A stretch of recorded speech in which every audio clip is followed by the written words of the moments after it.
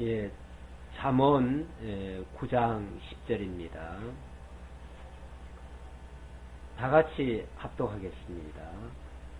여호와를 경외하는 것이 지혜의 근본이요 거룩하신 자를 아는 것이 명철이니라. 아멘. 여호와를 경외하는 것이 지혜의 근본이다. 그리고 거룩하신 자를 아는 것이 명철이다. 지혜와 명철에 대해서 말씀을 하고 있는데 잠언에서 가장 많이 나오는 단어 중에 하나들입니다. 바로 지혜와 명철에 대해서 얘기를 하는데 크게 말하면 지혜와 명철이고요. 그 가운데 훈계와 또 여러 가지 내용들이 또 담겨져 있습니다. 자, 이제 오늘부터 잠언에 들어갔는데요. 우리가 이 시가서는 조금 문자 그대로 이해하기에는 조금 어려운 부분이 있습니다. 오늘 내용은 지혜로 하나님께서 이 세상을 세우시기도 하고 또 다스리시기도 하고 이렇게 해 가시는데 이것이 이 세상뿐이 아니라 하나님의 영원한 나라도 그렇게 지으시고 구약시대 때는 이스라엘 나라를 또 그렇게 세우셨습니다. 그렇게 하시는 하나님, 그 하나님의 주권을 찬양하는 내용으로 잠언을 우리가 이해할 수 있습니다. 잠언은 언약 성취의 역사 섭리로 드러내신 여호와의 주권성에 대한 찬양 내용입니다. 큰 내용을 대략 보면요, 지혜자에게 복을 주시고 언약하신 나라를 세우시며 지혜로 나라를 다스려 가시는 여호와의 섭리를 드러내어서 여호와의 주권성을 찬양합니다. 그것이 가리키는 의미는 지혜의 근원이신 메시아를 통해서 복을 언약하시고 언약대로 나라를 세우시며 의로운 백성을 통치하심으로써 영원한 복의 계획을 주권적으로 완성하실 것에 대한 예언적인 내용이 되겠습니다. 자, 시라고 하는 그런 형식을 통해서 내용을 소개하고 있는데요. 그것이 가리키는 바는 그리스도를 통해서 이루실 하나님의 나라와 의에 대한 예언적인 내용이다. 그 말이죠. 그래서 직접적으로는 우리가 시를 봅니다. 시를 보는데 그 시 속에서 이스라엘 역사 속에 섭리하신 하나님의 그 주권이 드러나고 있고요. 그리고 그걸 통해서는 먼 미래에 그리스도를 통해서 이루어 가실 하나님의 역사가 그 속에 담겨져 있다. 그 말이에요. 그러니까 1차적으로는 우리가 시라고 하는 것을 살펴보고요. 그 시가 그 이스라엘 역사 속에서 어떻게 기록하게 되어졌는가를 살펴보게 되고요. 그래서 이스라엘 나라라고 하는 그 나라에 어떤 영향을 미쳤는가, 이걸 우리가 한번 살펴보게 될 것이고, 그것이 먼 미래에 그리스도를 통해서 실제적인 나라를 어떻게 이루어 가시는 데에 이 말씀이 적용이 되어지고 있는가, 이걸 살펴본다는 얘기예요. 상당히 다면적이죠. 한 가지만 딱 얘기하는 게 아니에요. 그래서 이 시편이 아니라 잠언이 조금 어려울 수 있어요.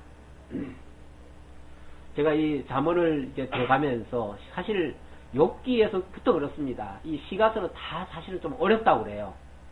그리고 실제로 많은 학자들의 그 견해들을 들어보면은 뭔가 통일성이 없어요.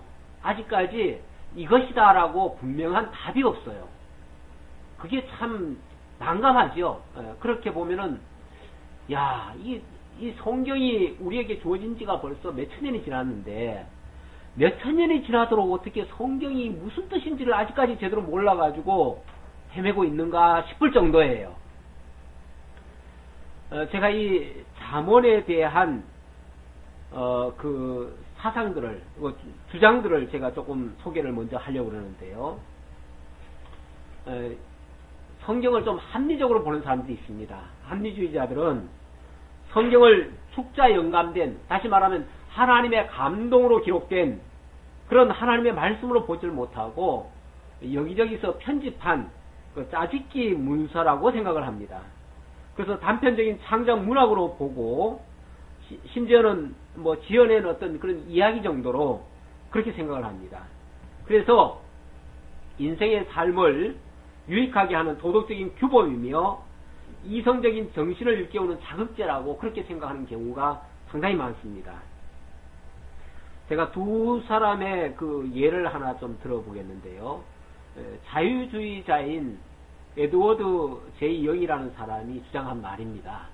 그 사람의 말에 의하면 이 시편은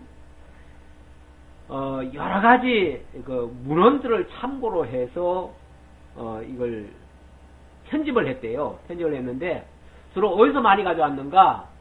애굽의 아메네모페 문학이라고 하는 그 문학이 있는데 그 문학집에서 많이 이걸 사용해 온 거다. 그래서 거기에 배경도 비슷하고 거기서 말하는 왕이 그 아들에게 하는 말과 유사한 말이다.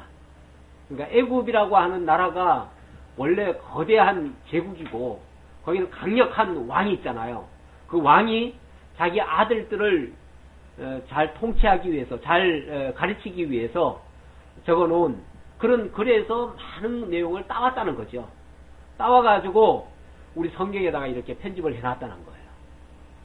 이건 완전히 우리가 생각하기에는 아주 망령된 얘기예요. 그렇죠? 하나님의 말씀을 완전히 부정하는 얘기죠. 근데 이게 신학계에서 공공연하게 하는 말이에요. 이게 지금 신학자가 하는 말이에요. 그냥 저 세상 사람들이 하는 말이 아니고 신학자가 하는 말이에요. 그렇게 주장하는 사람이 있고요. 이건 이제 자유주의 쪽이니까 자유주의자들은 원래 성경을 약간 삐딱하게 봐. 이렇게 이제 우리가 이해할 수 있어요. 그런데 그럼 우리 보수 쪽에서는 어떻게 보는가? 보수주의자들은 뭐 성경의 영감을 얘기하거든요. 성령의 영감. 그러니까 절대적인 하나님의 말씀이라고 주장하는 사람들은 어떻게 이해를 하는가? 그 사람들의 얘기를 들어보니까 마찬가지예요. 그 보수주의자 글라슨 아처라고 하는 사람이 기록해 놓은 내용을 제가 봤더니요. 그 사람은 그 일단 히브리어로 마샬이라는 단어인데 이 자문이란 말이 이거는 평행한, 유사한이라는 뜻에서 나왔고 비교를 통해서 뭔가를 가르친다. 그런데 이 사람도 주장하는 내용을 보니까요. 이 사람도 성경 약 375개의 짧은 격언들을 모집한 거다. 이렇게 얘기를 해요. 솔로몬이 그린 거는 인정해요. 솔로몬이 하나님의 감동을 받아서 기록해 놓은 것도 인정을 해요. 그 정도는 인정을 하는데 여러 개의 그 짧은 격언들을 이렇게 모아놓은 모음집이다. 그렇게 얘기를 한다는 거죠. 그러니까 하나님의 말씀인 것까지는 인정을 하는데 그게 뭘 위해서 기록이 됐느냐 이거를 이제 얘기할 때 보면은 하나의 교훈을 위해서 이렇게 얘기를 해요. 교훈을 위해서. 그래서 젊은이들을 위한 훈계책이다. 뭐 이런 식으로도 얘기를 하고요. 또 치리자가 술을 피하고 재판에 순전할 것을 권면하는 말씀이다. 또는 경건한 아내의 덕과 행실의 기준을 제시하고 있다. 예를 들면 제가 몇 가지만 얘기하는 거예요. 이런 식으로 얘기를 해요. 그러니까 이거는 어떤 왕이 그 나라를 잘 다스릴 때에 지켜야 할 어떤 그런 덕목이라든지 아니면은 뭐 가정사를 어떻게 아내를 어떻게 다스리고 또는 자녀들을 어떻게 교훈하고 이런 거에 필요한 말씀이라는 거죠. 물론 그것이 전혀 배제된 말은 아니에요. 실제로 그렇다 할지라도 그걸 통해서 그거는 이제 사건입니다. 그건 사건인데 그 사건을 통해서 뭘 증거하고자 하느냐가 이제 중요한데 그걸 얘기를 않는 거죠. 그러니까 뭐 짤막짤막한 격언, 속담, 뭐 아니면 수수께끼 같은 그런 얘기, 그 정도로 이해를 하는 거예요. 쉽게 말하면은 우리 어릴 적에 보면은 센터라고 하는 잡지가 있었죠. 지금도 있나요? 지금도 있죠. 거기 보면은 아주 그 격언들, 그런 뭐, 그런 것들이 많이 이렇게 있었어요. 그래서, 그런 거나 비슷하다는 얘기죠. 한마디로 말하면. 그런 거나 비슷하다. 그런데 그게 아주 짧은 단어 속에서, 짧은 문장 속에서 뭔가, 전하고자 하는 거는 있지만, 뭔가 일관성 있는 말씀인가요? 그런 것들이? 일관성은 없죠. 그냥 파편적인 얘기죠. 파편적인 얘기고, 그냥 좋은 말씀이기는 한데, 그래서 어디에 한 군데 써먹기는 참 좋은 말인데, 그걸 통해서 진리라고 말하기는 좀 그래요. 그런 어떤 사람의 어떤 주장인 정도는 얘기할 수 있지만, 그래서 참, 교훈 정도로는 생각할 수 있지만, 그걸 가지고 하나님의 말씀이다, 또 진리다, 이렇게 말하기는 참 어려워요. 왜냐하면 그런 얘기는요, 진리가 아닌 경우도 많아요, 사실은. 아니, 세상에 뭐, 얼마나 사람들이 좋은 말을 많이 지어내는데요. 그런 얘기에 불과한 얘기예요, 그러면은. 그런데, 우리가 보고 있는 이 성경이라고 하는 거는, 하나님의 말씀이어야 되잖아요. 그렇죠? 첫째는 하나님의 말씀이어야 돼요. 하나님의 말씀이어야 되는데, 하나님의 말씀이 되려면은, 진리여야 돼요. 진리라면은 이론과 실제가 일치해야 돼요. 이런 요건, 진리의 요건이라는 게 있어요. 그 요건에 부합이 되어져야 돼요. 그런데 그런 격언 정도로만 이해를 해버리면 하나님의 말씀으로 규정하기가 굉장히 약해지는 거죠. 물론 좋은 말이긴 해요. 그래서 우리의 삶에 굉장히 유익한 말이 될 수는 있어요. 어느 방송에서 어느 연예인이 굉장히 힘들게 살았다고 그래요. 아주 막 파란만장한 삶을 살았는데 너무 힘들게 살았는데 요즘은 이제 안정이 됐대요. 왜 안정이 됐는가?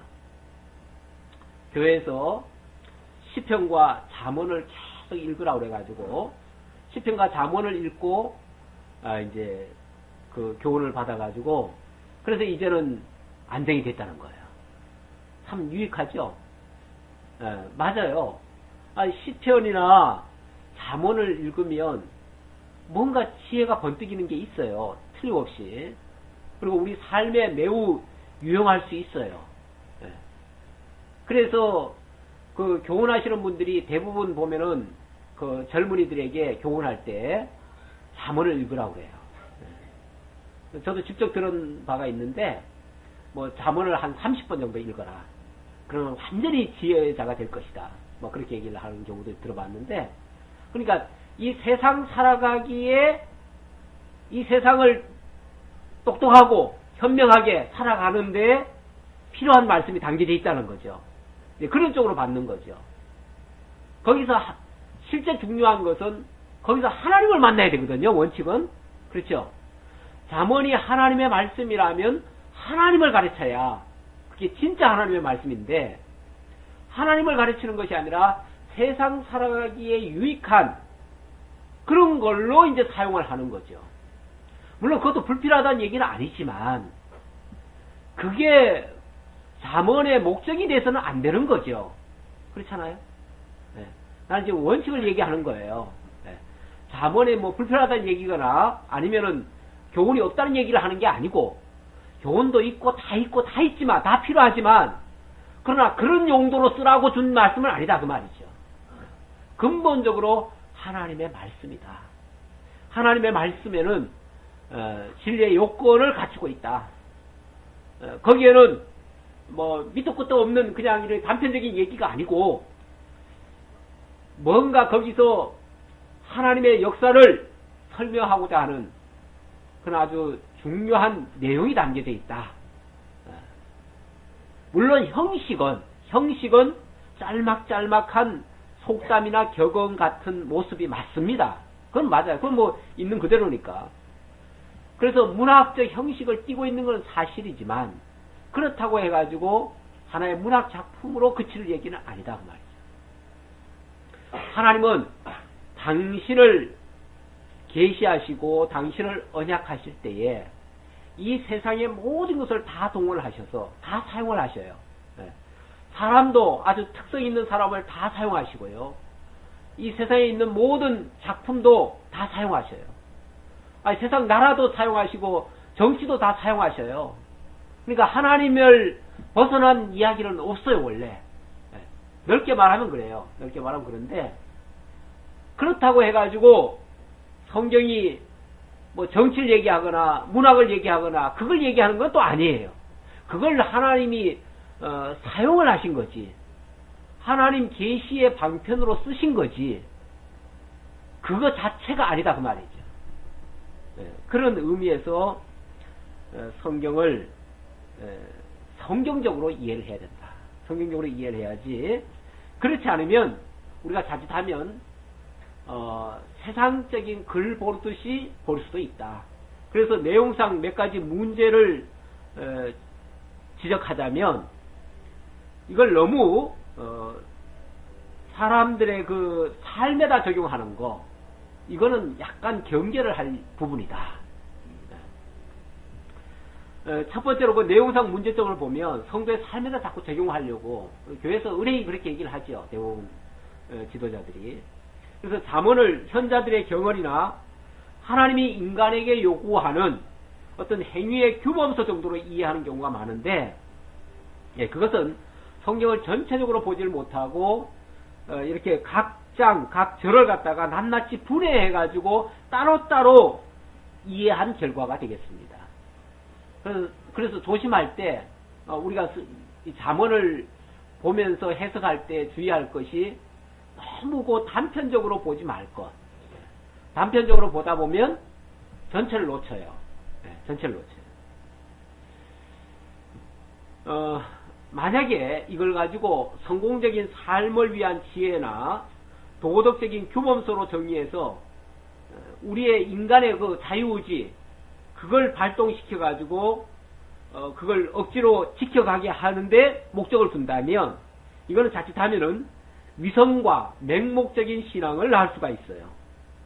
거기에는 하나님의 은혜가 없습니다. 하나님의 은혜가 없고 인간의 의지가 나오죠. 이 의지가 발동이 되어지죠.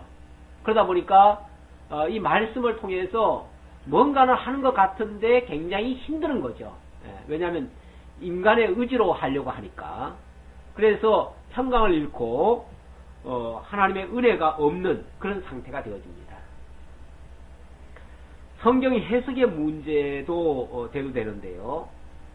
성경을 부분적으로 해석하면요, 이 포괄적으로 설명하고 있는 하나님의 계시를 볼 수가 없습니다. 마치 그림 퍼즐 한 조각 가지고는 전체를 볼 수가 없죠. 그와 같아요. 이 잠언에 있는 한 줄의 말씀, 몇 줄의 말씀 가지고 전체를 이해하기가 쉽지 않아요. 물론 그게 우리가 성경 해석의 전체적인 성경 해석학적 그런 원리에 의해서 성경을 봐야 이게 이해가 되는데, 그런 선 이해가 없이 만약에 이걸 단편적으로 보기 시작하면, 그러면 하나의 교훈은 되는데, 거기서 하나님은 발견할 수가 없다. 그래서 전체를 못 보니까 잘못 유추하는 그런 오류를 범할 수가 있다. 그 얘기입니다. 그래서 먼저는 성경 전체를 먼저 보고 그 다음에 내용을 보아야 된다. 원래 글이라고 하는 게 글자 하나하나 가지고 얘기하는 게 아니잖아요. 글자가 모여가지고 단어가 되고, 단어가 모여가지고 구절이 되고, 구절이 모여가지고 문장이 되어지는데, 다시 말하면 한 문장 한 문장이 연결이 돼가지고 하나의 어떤 의미가 나온다 그 말이에요. 그렇지 한 문장만 가지고는 얘기하면 안 된다 그 말이죠. 너무 짧게 이해하지 말자. 좀 전체로 보자 그 말이에요. 성경을 볼 때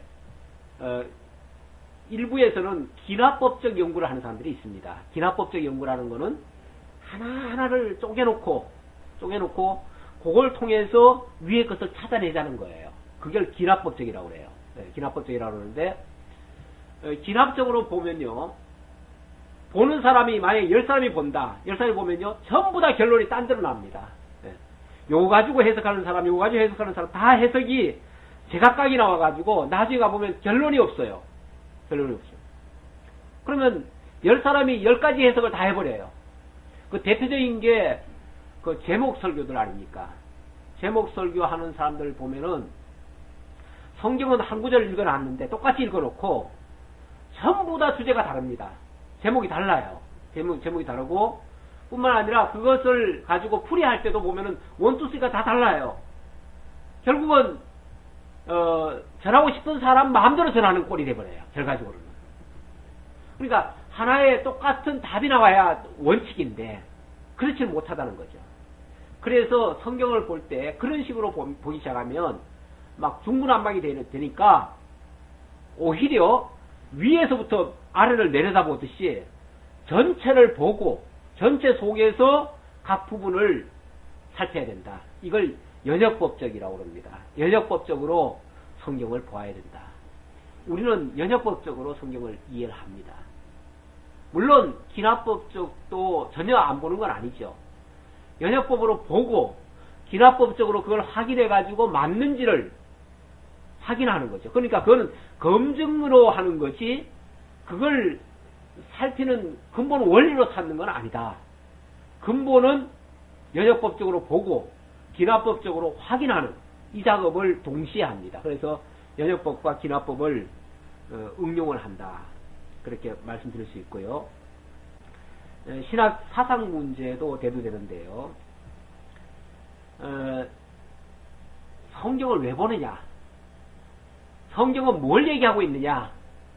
많은 사람들이 성경은 하나님이 우리에게 복을 주시기 위해서 주신 말씀이다. 그래서 우리의 행복을 위해서다. 이렇게 접근하는 경우가 있어요. 그러니까 인간의 행복이 주죠. 인간의 행복이 주가 돼요. 내가 행복하기 위해서, 내가 잘 살기 위해서 나의 행복, 나의 가정의 행복 여기에 이제 초점을 맞춰가지고 우리 신앙생활 하는 것도 그런 경우가 있어요. 그게 초점이 돼버리면, 그게 목표가 돼버리면 그러면은 모든 것은 다 나의 행복을 위한 도구가 돼버리는 거죠. 그러면은 성경을 볼 때도 이게 과연 나를 행복하게 해줄 것인가 아닌가 여기다 초점을 맞추는 거예요. 그러니까 나한테 맞춘다 그 말이에요. 말씀을 다 나한테 적용을 시키고 나한테 맞춰서 이해를 한다는 거죠. 이제 그렇게 보는 경향이 있고 또 하나의 경향은 성경은 하나님 자기 계시의 말씀이다. 하나님 당신을 소개하는 내용이다. 그런 의미에서 하나님의 말씀이다. 그러니까 우리한테 명령한다는 의미에서의 하나님의 말씀이 아니고 만약 명령하는 식의 말씀이라면 율법이 되는 거죠. 율법이 되는 거고 그게 아니고 하나님 자기를 소개하기 위해서 말씀하시는 내용이다. 그렇게 되어지면 성경은 전부 다 하나님 자기를 설명하는 거예요. 하나님을 설명하는 거예요. 어떻게 볼 것인가? 하나님 자기 계시의 말씀으로 볼 것인가? 성경을 볼 때. 아니면 나의 행복을 위해서 주시는 말씀으로 볼 것인가? 이건 굉장히 다른 결과가 나옵니다. 내 행복을 위해서라면은 전부 다 성경을 갖다가 자기 위주로 생각을 합니다. 자기 입장에다 맞춰가지고. 그래서 자기가 좋으면은 받아들이고 자기가 싫은 거는 좀 배척하고 다 말씀을 듣는 게 아니에요. 필요한 것만 골라 받는 거죠. 골라. 많은 사람들이 성경을 보는 태도이기도 합니다. 실제로. 많은 사람들이 성경을 좋은 말씀만 줄거가지고 그것만 외우죠. 그것만 외워가지고 그걸 내 생명의 말씀으로 받아들이는 경우가 있어요. 그런데 그래가지고는 뭐 좋으신 하나님은 찾을 수 있겠지만 진짜 하나님은 만날 수가 없죠. 좋으신 분, 왜냐하면 좋은 말씀만 기록을 해놨으니까 좋은 말씀, 좋은 분으로는 이해가 되지만 그러나 진짜 하나님의 전체를 볼 수는 없어요. 하나님의 지극히 일부분을 보는 거죠. 일부분을 보니까 하나님에 대한 나의 태도도 정상이 아닐 수가 있어요. 좀 비정상이 될 수가 있어요. 그래서 그렇게 보는 것은 좀 위험한 성경 보는 법이다. 그렇게 말씀드릴 수 있고요. 그렇게 되면 이제 신앙도 인본적인 신앙이 되는 거예요. 나 중심의 신앙이 되는 거예요. 그리고 그거를 하나님이 내게 주신 말씀이라고 생각하니까 그걸 가지고 내가 어떻게 행해야 되느냐, 거기다만 초점을 맞춰가지고 나의 어떤 행위만을 자꾸 강조하고, 그러다 보니까 윤리적인 종교가 되는 거죠. 그래서 기독교를 윤리적인 종교로 바꾸는 역할을 하게 돼요. 자기도 모르게 그렇게 가는데 하나님 계시 중심으로 이해를 하게 되어지면 하나님이 모든 것을 다 지배하시고 다스리시고 주관하시고 섭리해 가신다는 것을 알게 되어져요. 그 하나님이 전능하시고 위대하시고 능력이 많으시고 이런 걸 깨닫게 되어져요. 그러니까 이제 그분을 의지하게 되어지고 그분에게 맡기게 되어지고 그분만을 믿고 나아가게 되고 이렇게 이제 신앙이 바뀌어지는 거죠. 그러니까 내가 뭘 하려고 막 애쓰는 쪽보다는 물론 둘 다 필요합니다. 하나님을 전폭적으로 맡기고 의지하는 그쪽으로 이제 들어가는 거죠. 그러나 어느 한쪽으로만 치우치라는 얘기는 아니에요. 잘못 들으면은 그러면 나는 그러면 아무것도 하지 말라는 얘기인가? 하나님이 다 하신다는 얘기인가? 이래가지고 어느 한쪽으로 완전히 기울어버리는 경우도 있는데 사실은 하나님을 알고 하나님의 뜻을 알고 하나님이 기뻐하시는 일을 알고 그러면은 하나님이 원하시는 대로 내가 가야 될 거 아니에요. 가게 될 거 아니에요. 네. 가게 되니까 삶은 따라 나오게 되는 걸로 말씀드릴 수가 있는 거죠. 그래서 이제 주도권이 쉽게 말하면 나냐 하나님이냐 이거예요. 그러니까 하나님이 하게 하시느냐 아니면 내가 하려고 하느냐 요 차이가 이제 생기는 거예요. 네.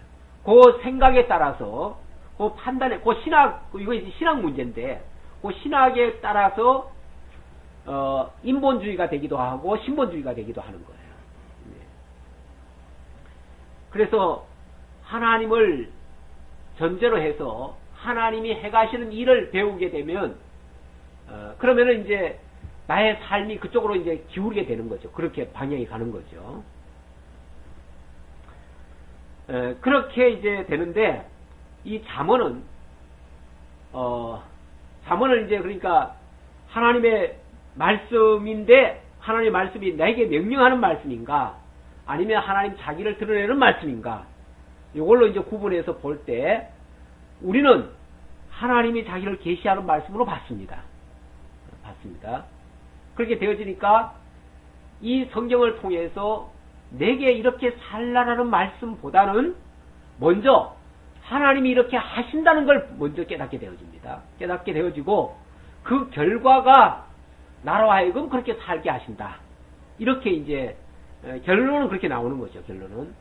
그래서 결론은 그렇게 나오는데 그러면 과연 어느 것이 더 힘이 있는 말씀인가? 내가 하나님이 명령으로 받아가지고 준행하는 그 힘과 하나님이 하게 하셔서 내가 하는 힘과 어느 게 더 진짜인가? 예. 저는 그렇게 생각해요. 저는 하나님이 하게 하시는 것이 더 큰 역사가 나타난다. 더 큰 힘이 있다. 예. 내가 하려고 하는 것보다 하나님이 하시는 것이 더 큰 힘이 있다. 라고 저는 믿고 성경도 그렇게 가르치고 있습니다. 성경 그렇게 가르치고 있기 때문에 그래서 그런 각도에서 성경을 보게 되어집니다. 잠언서 서론을 좀 설명드리겠는데요. 이 잠언을 기록한 기자는요. 저는 다윗의 아들 솔로몬으로 이해를 합니다. 그러나 학자들 간에는 솔로몬의 이야기도 있고 또 여기 보면은 르무엘 왕의 이야기도 있고 또 그의 어머니 이야기도 있고 또 아굴의 이야기도 있고 또 히스기야의 신하들이 편집한 내용도 있다. 그래서 여기저기서 끌어모아놓은 이런 편집서다. 편집 문학이다. 이렇게 얘기를 하는데 저는 그렇게 보지 않습니다. 물론 지난번에 시편도 보면은 거기에 다윗의 글이 있고 솔로몬의 글이 있고 뭐 모세의 글도 있고 에스라의 글도 있고 글이 있지요. 있지만 그것을 하나님께서 시편은 워낙 장대하니까 그렇고요. 여기서도 여기 이제 주로 이제 그 말씀 때문에 그 때문에 그러는데요. 25장에 넘어가면 이런 히스기야의 신하들이 25장 한번 잠깐 볼까요?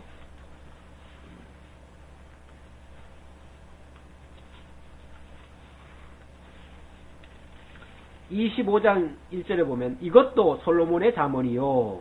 예. 뭐 앞에서 쭉 얘기하다가 말고 여기서도 이것도 솔로몬의 잠언이요. 유다왕 히스기야의 신하들이 편집한 것이니라. 솔로몬의 히스기야의 신하들이 편집했다고 하니까 여기저기서 다 끌어다가 갖다가 묶어놓은 걸로 그렇게 이해를 한 거죠. 그런데 다시 언급하지만 다시 강조하지만 누구의 글이라고요? 예, 이것도 솔로몬의 잠언이요 그랬어요. 그러니까 편집은 히스기야의 신하들이 추가로 했는지 몰라도 그러나 편집했던 그 내용은 누구 거라고요? 솔로몬의 것이에요. 그러니까 누구 손을 거쳤든 안 거쳤든 그게 무슨 중요하겠어요. 사실은 예레미야서도 보면요. 예레미야서도 엄밀하게 말하면 예레미야가 기록된 게 아닙니다. 바룩이라는 사람이 기록했고요. 지난번에 그 로마서도 보면은 로마서를 사도 바울이 우리는 기록했다고 얘기를 하지만 거기에 지난번 그 로마서 마지막 끝에 보니까 이 글을 대신 기록한 더디오라는 사람이 나옵니다. 대서한 더디오가 나옵니다. 그러니까 더디오라는 사람이 기록을 했다는 거예요. 썼다는 거예요. 쉽게 말하면 썼는데 근데 왜 우리가 바울의 글이라고 얘기를 하죠? 결국 바울을 통해서 더디오가 기록을 한 거죠. 예레미야를 통해서 바룩이 기록을 한 거죠. 예. 사실 그 여호수아 그 모세 글에도 그런 게 나와요. 모세 글 신명기 마지막 끝에 보면 모세가 죽은 다음 얘기가 나오잖아요.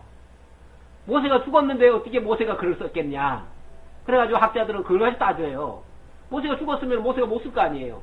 그런데 어떻게 모세 글이라고 할 수 있느냐 그러는데 모세가 받아가지고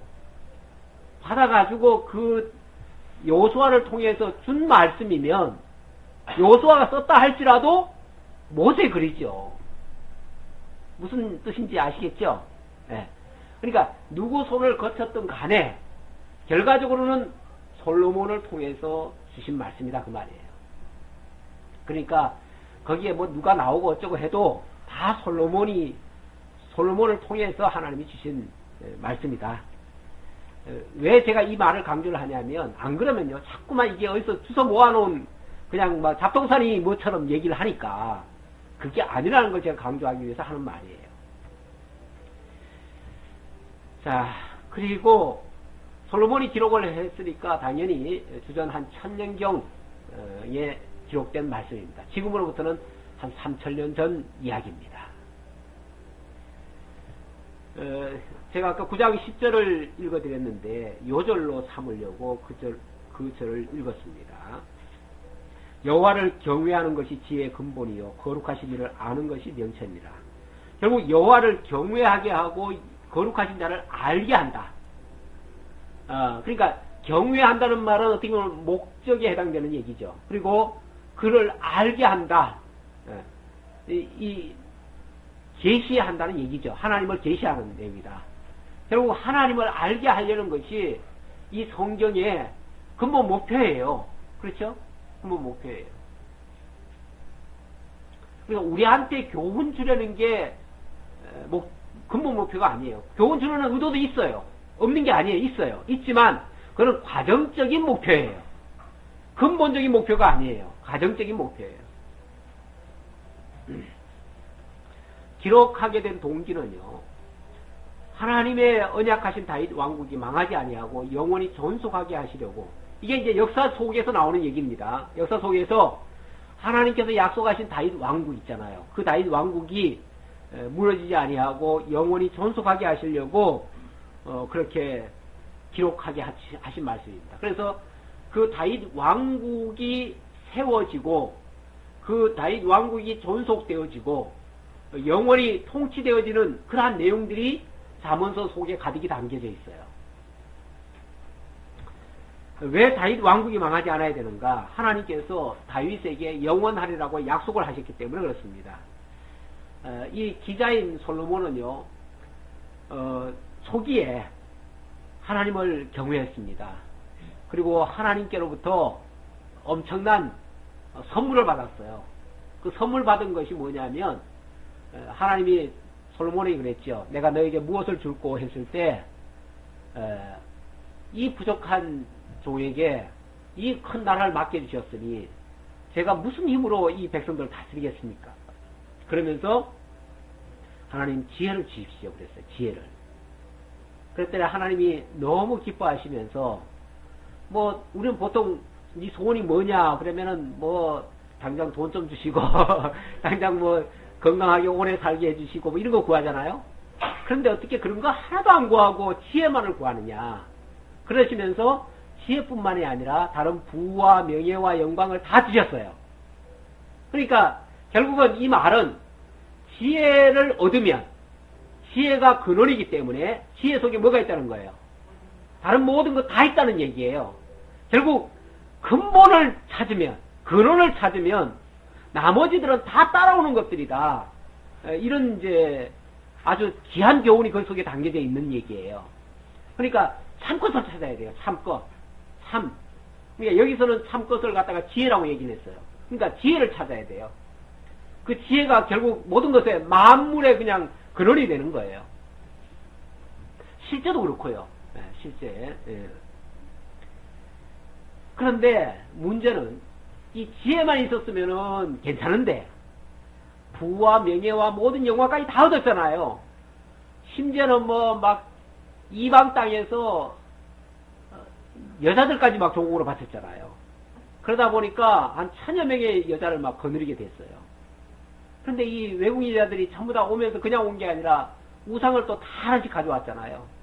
그러다 보니까 말년에 가가지고는 그게 그냥 올무가 돼버렸어요. 올무가 돼가지고 결국은 이방 여자들을 따라가게 돼버렸어요.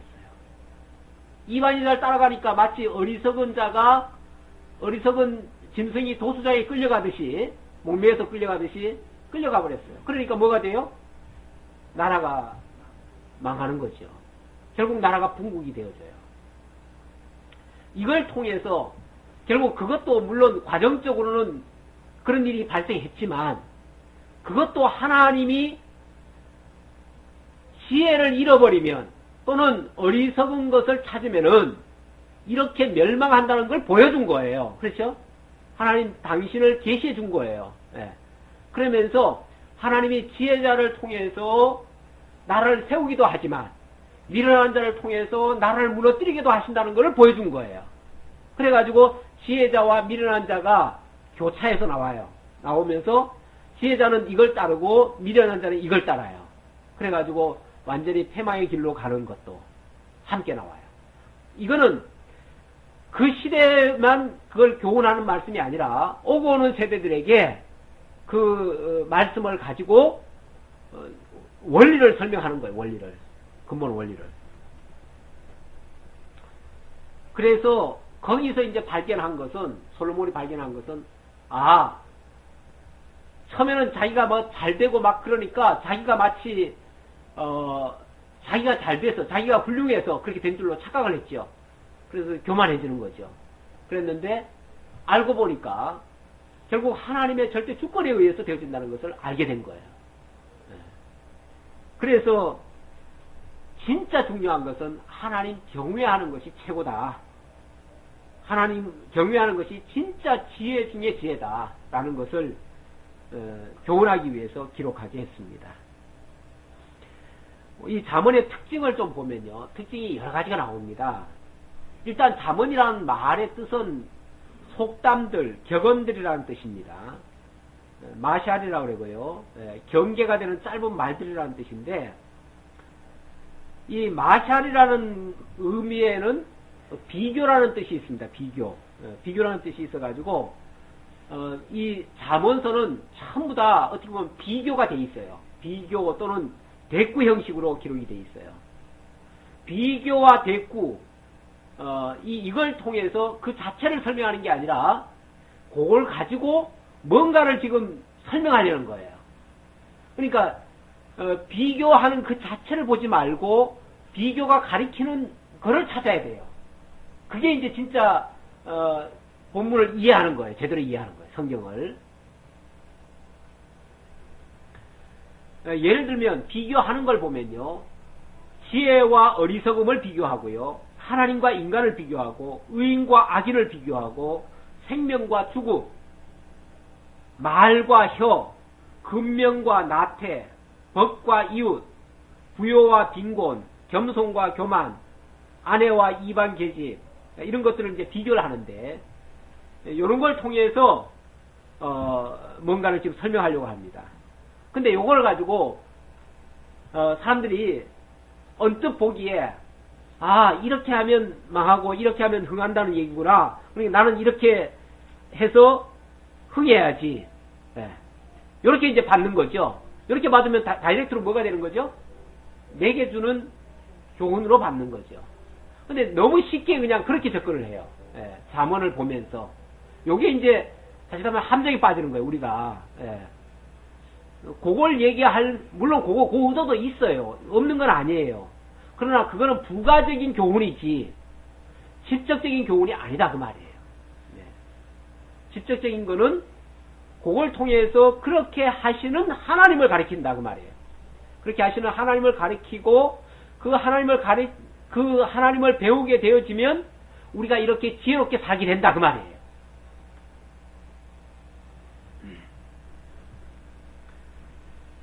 자, 이제 잠언 본문으로 들어가도록 하겠습니다.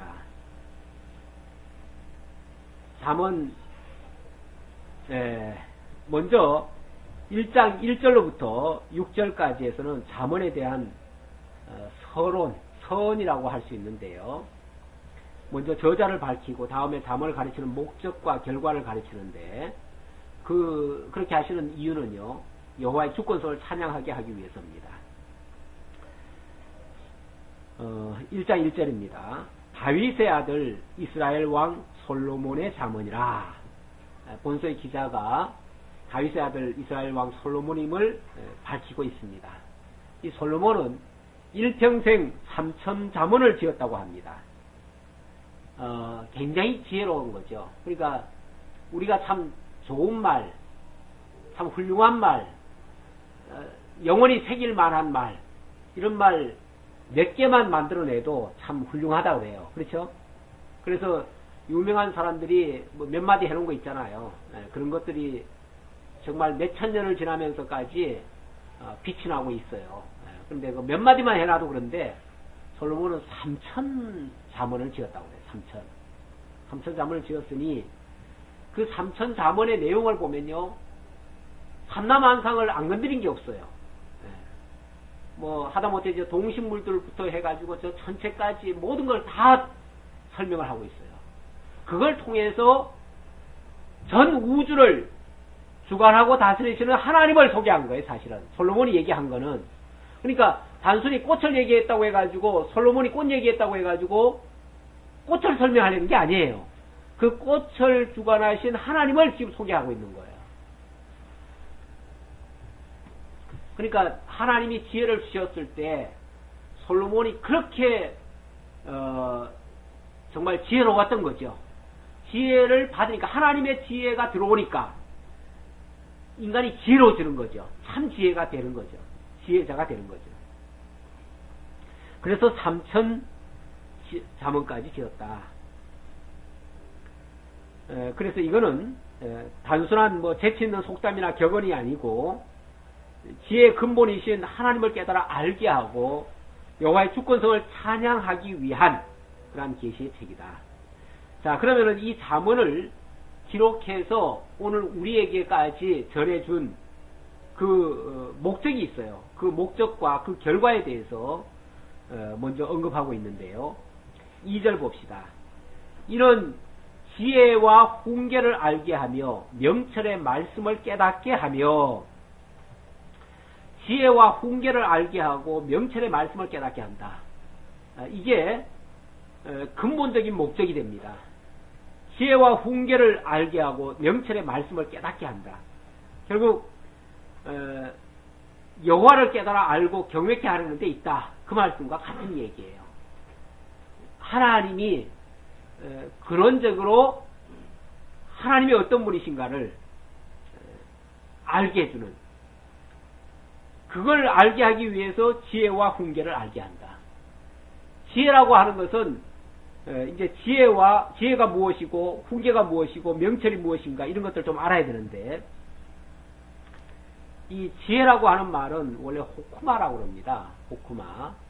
호쿠마라는 말은 많이 들어보셨죠? 예.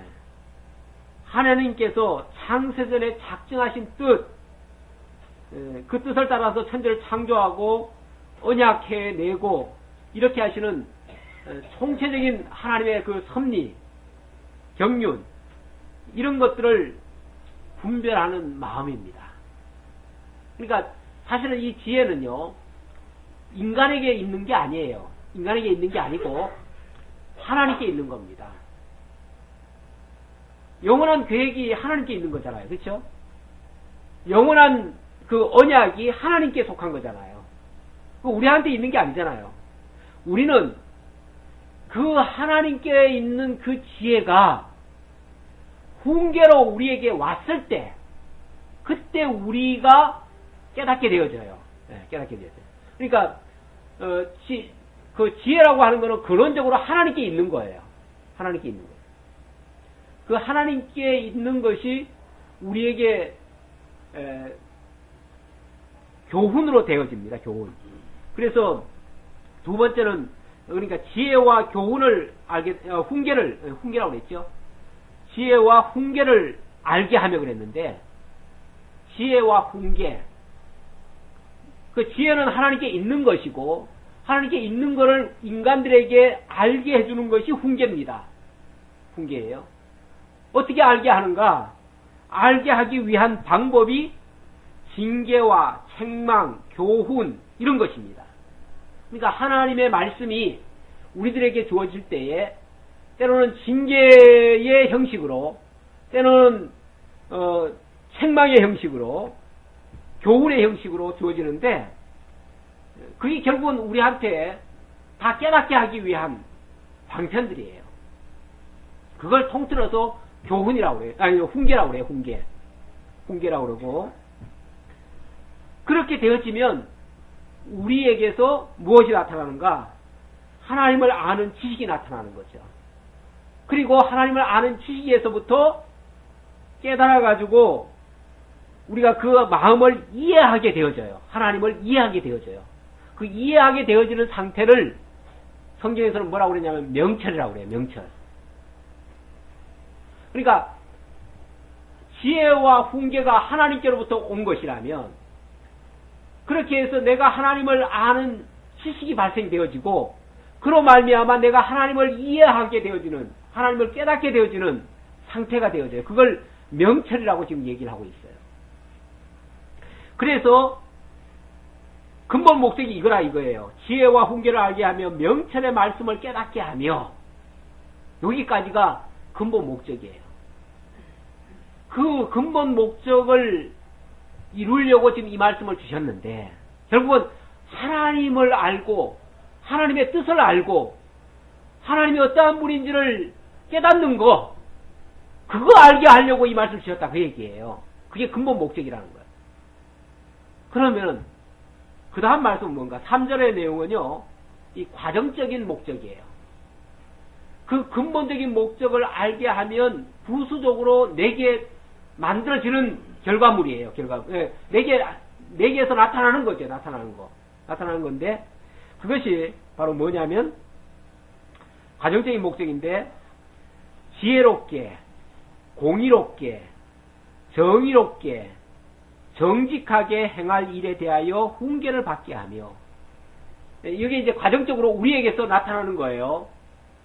이렇게 하나님의 지혜를 알게 되어지면, 하나님의 훈계를 받게 되어지면 우리에게서도 지혜롭게 행동이 나타난다는 거예요. 그 다음에 공의롭게, 의롭게. 의가 무엇인지를 알았으니까 의가 나오겠지요. 의로운 행동이 나오겠지요. 지혜가 무엇인지를 알았으니까 지혜로운 행동이 나오겠지요. 그 다음에 정의롭게. 무엇이 참인가를 알았을 때에 참된 행실이 나에게서도 나오는 거죠. 그 다음에 정직하게. 하나님의 그 신실하심을 알 때에 나의 행동 거지가 바르게 되어진다는 거예요. 그렇게 행할 일에 대하여, 그러니까 행할 일이라고 했으니까 이거는 나의 행동 아닙니까? 행동인데 이 행동도 결국은 따라 나온다는 거예요. 근원을 알면 행동도 따라 나온다. 대하여 훈계를 받게 하며, 그렇게 내가 교육을 받게 된다 그 말이죠. 내 행동을 유발하도록 이제 교육을 받게 된다 그 말이죠. 그렇게 되어지면 결과적으로 나는 어떤 사람이 되어지는가? 결과적으로 그 교훈을 받게 되어지고 그 훈계를 받게 되어지면 나는 결과적으로 어떤 사람이 되어지는가? 결과적인 목적입니다. 어리석은 자를 지혜롭게 하며 젊은 자에게 지식과 근신함을 주기 위한 것이니, 지혜 있는 자는 듣고 학식이 되어갈 것이요 명철한 자는 지략을 얻을 것이라. 어리석은 자가 슬기롭게 돼요. 젊은 자는 한창 활동해야 되는데 활동해야 될 사람에게 마땅히 해야 할 일을 가르쳐준다는 거죠. 그렇게 해서 정말 누가 봐도 현명하게, 정말 지혜롭게 이렇게 살도록 행동이 그렇게 나오게 된다는 거죠. 그래서 지식과 근신함을 주기 위한 것이니, 이 근신이라는 것은 그렇죠. 자기 자신 지키는 거죠. 지키는 건데 원래 그 현명하다, 분별하다는 뜻이에요. 그래가지고 뭔가를 사리 분별을 하는 거죠. 분별을 하니까 마땅히 해야 될 일과 하지 말아야 될 일을 잘 분별을 합니다.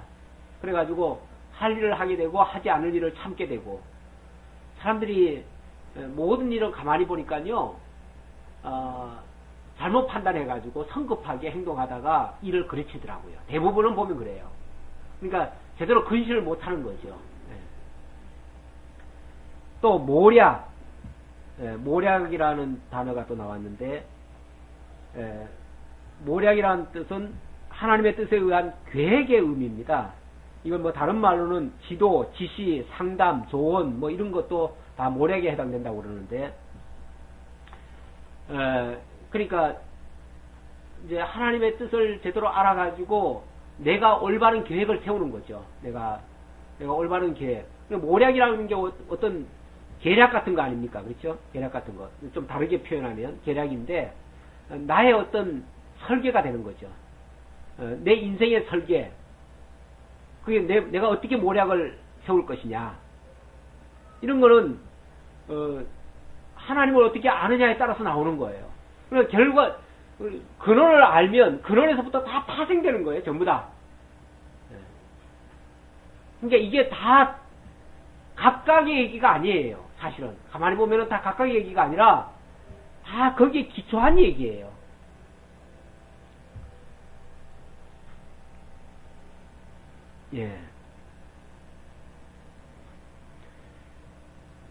그래서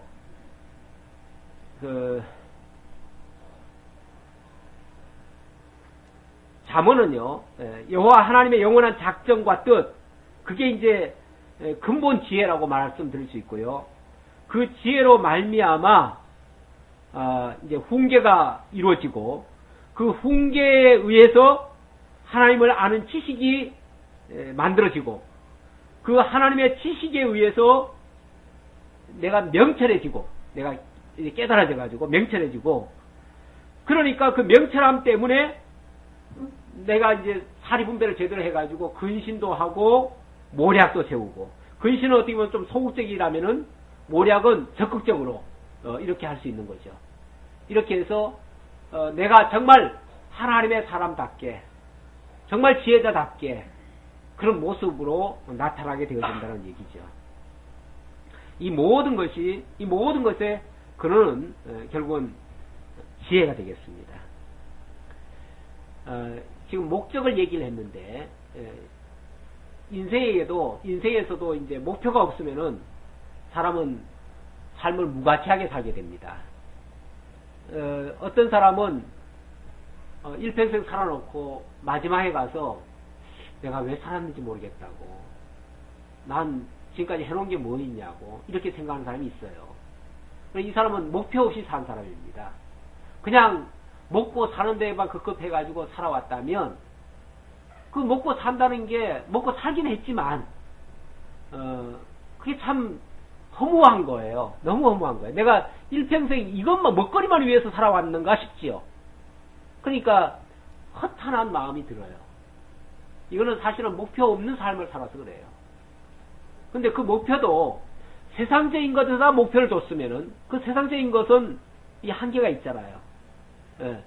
그것은 그것 자체도 또 나중에 가보면 또 허무해집니다. 이 세상 것들의 목표를 세워놓으면 그 목표는 나중에 가서 다 물거품처럼 되어져요. 그래서. 근데 진짜 목표는 이 땅의 것에다가 목표를 두면 안 되죠. 이 땅의 것에다 목표를 두면 그거는 나중에 다 헛수고가 되어집니다. 영원한 것에 둬야 그것이 변치 않고, 내가 설령 이 모든 세상 걸 다 잊는다 할지라도 그거는 없어지지 않잖아요. 없어지지 않을까. 그러니까 그걸 참것을 찾아야 되는데, 그 참것이 여기서는 이제 지혜라고 얘기할 수 있는 거죠.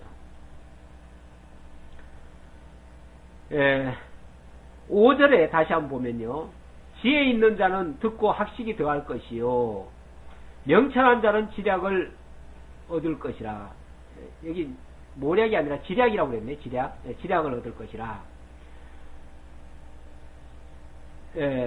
잠언과 비유와 지혜 있는 자의 말과 그 오묘한 말을 깨달으리라. 이 잠언의 형식이 비유와 지혜 있는 자의 말과 오묘한 말, 이렇다는 거예요. 이 잠언의 형식이 그렇다는 거예요. 근데 이게 얼른 들으면은 비유 같고, 얼른 들으면은 어떤 지혜자가 무슨 훈계처럼 얘기하는 말 같지만, 사실은 이거는 굉장히 오묘한 말이에요. 오묘한 말. 다시 말하면 이 세상 것에 속한 얘기가 아니에요. 하나님을 증거하려는 말이에요. 하나님 증거하려는.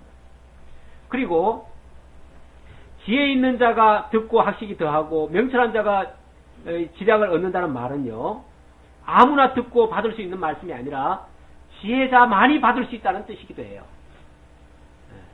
다시 말하면 여기 지혜자는 처음부터 지혜자가 어디 있겠습니까? 우리 사도 바울이 그런 말 했잖아요. 세상에 지혜자가 어디 있느냐? 세상에 변사가 어디 있느냐? 이 세상 지혜로는 하나님을 알 수도 없고 깨달을 수도 없다. 그래서 하나님의 복음을 받을 수도 없다. 이런 얘기를 했잖아요. 그러니까 이 세상에 진짜 지혜자는 사실은 없습니다. 사실은 없어요. 그러면은 누가 하나님의 말씀을 듣고 누가 하나님을 깨달아 알 수 있겠는가? 근원적으로 참 지혜자는 예수 그리스도십니다. 그리고 그 예수 그리스도 안에 있는 자가 또 지혜자가 될 수 있는 거죠. 그렇겠죠? 네. 그러니까 결국은 하나님을 이제 근원적으로는 예수 그리스도가 진짜 지혜자가 될 것이고, 그 지혜자에 의해서 세상 역사도 만들어지고 우주 삼라만상도 만들어지고, 이 잠언에 보면은 그 지혜의 그 일을 소개한 적이 있어요. 지혜가 무슨 일을 했느냐? 이 세상을 다 만들었다는 거예요. 지혜로 세상을 다 만들었대요. 뿐만 아니라 모든 것을 다 세우고 다 한다는 거예요. 지혜에 빠지고는 아무것도 설명할 수가 없어요. 근데 그 참 지혜자가 결국은 예수 그리스도라는 얘기예요. 결론적으로 얘기하면.